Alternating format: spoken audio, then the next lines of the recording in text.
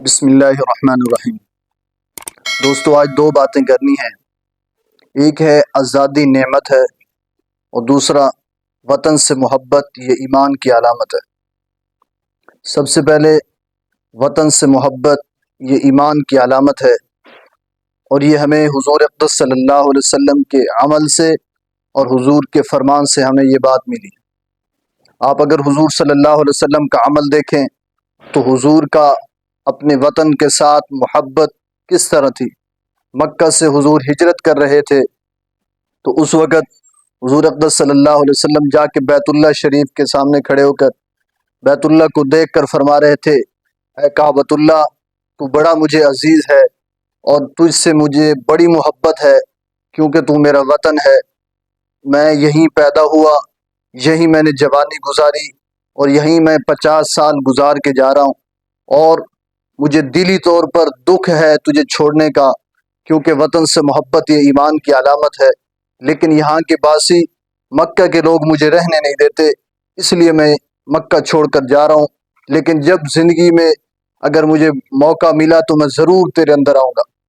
تو دوستو اس سے ہمیں معلوم ہوا کہ وطن سے محبت یہ ایمان کی علامت ہے۔ جس بندے کے اندر ایمان ہوگا وہ اپنے وطن سے، وہ اپنے ملک سے ضرور محبت کرے گا۔ اور دوسری بات کہ آزادی نعمت ہے۔ اللہ کریم نے قرآن مجید کے اندر فرمایا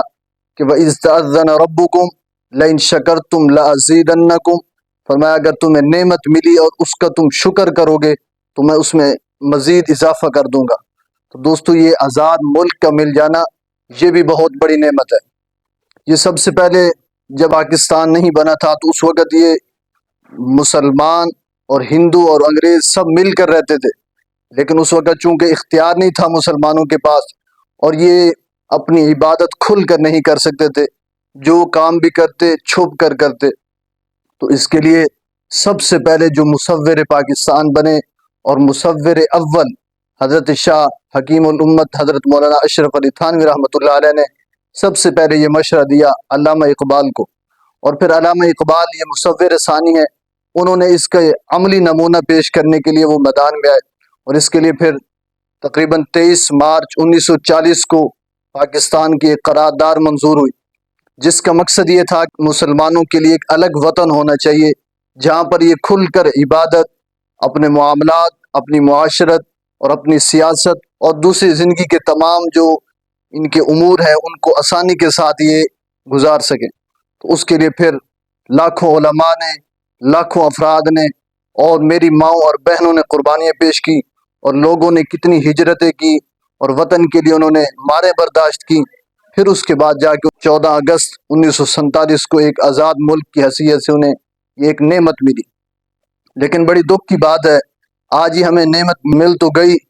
اور اگر ہم اس کے پیچھے ایک نقشہ دیکھیں جس میں لوگوں نے اپنی جانیں دی اور لوگوں نے اپنے وطن چھوڑے، اپنی سارا مال لگا دیا، اور اگر آج ہم ان شہداء سے پوچھیں تو وہ پکار کر ہمیں یہی کہہ رہے ہیں کہ اس آزادی کا مقصد اور مطلب یہ نہیں تھا کہ آج پھر اس ملک کے اندر آگے فحاشی اور عریانی عام ہو جائے، بلکہ آزادی کا مقصد یہ ہوتا ہے، آزادی اور پاکستان جب بنا تو اس کے دو اہم بنیادی مقصد تھے۔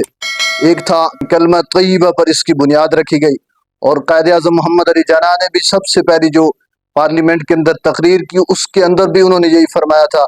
کہ اس ملک کی بنیاد لا الہ الا اللہ محمد الرسول اللہ، یعنی اس ملک کے اندر وہی کام ہوگا جو لا الہ الا اللہ اور محمد الرسول اللہ صلی اللہ علیہ وسلم کی شریعت کے مطابق ہو۔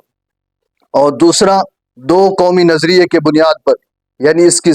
جغرافیائی سرحدیں ہوں یا ان کی نظریاتی سرحدوں ہوں، ان کے محافظ بن کر ہم نے زندگی گزارنی ہے۔ اور پھر سر سید احمد خان نے بھی یہی فرمایا تھا،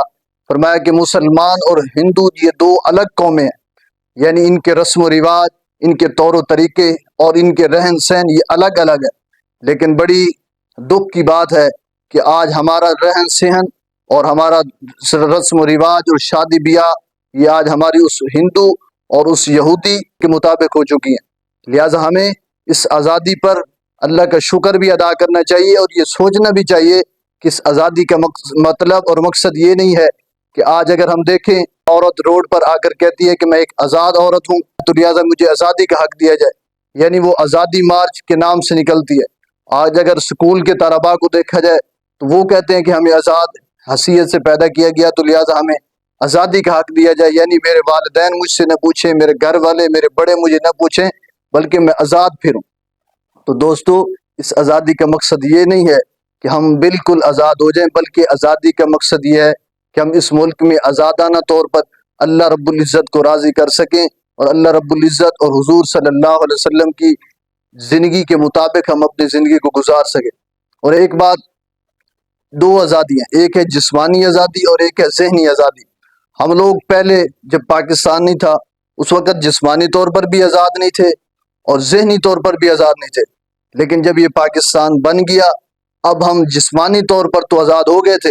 یعنی ہم انگریزوں کی اور یہودیوں کی اور ہندوؤں کی رسم و رواج سے جسمانی طور پر تو نکل آئے تھے، لیکن ذہنی طور پر ابھی تک ہم نہیں آزاد ہوئے۔ ذہنی طور پر آج بھی ہمارے اندر وہی رسم و رواج، آج بھی ہمارے اندر وہی طور و طریقے جو یہودیوں کے یا جو ہندوؤں کے، تو اس لیے ہم نے جسمانی طور پر بھی آزاد ہونا ہے اور ذہنی طور پر بھی آزاد ہونا ہے۔ 14 اگست 1947 یہ یوم آزادی پاکستان ہے، تو اس کا مقصد یہ نہیں ہے کہ ہر سال جب 14 اگست آئے تو ہم جھنڈے لگا کے، ہم اپنے موٹر سائیکل، اپنی کاریں اور اپنے گھروں پر جھنڈے لگا کے خوشی منا لیں، اور پھر اگلے سال 14 اگست جب آئے تو ہمیں یاد آئے کہ یہ یوم پاکستان تھا۔